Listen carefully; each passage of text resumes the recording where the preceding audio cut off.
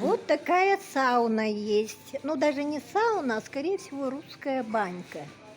Вот там, кстати, есть для дамочек, которые курят, курительная комната.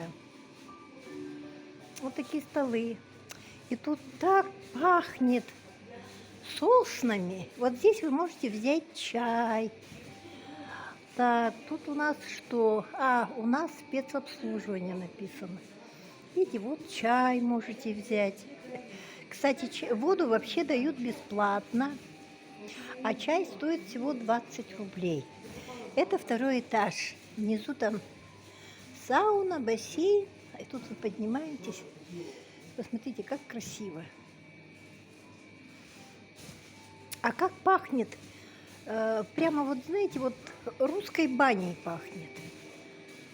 Не финск, а тут еще есть массажные кресла. Ну, тут можно потом отдохнуть, полежать, поспать после массажа.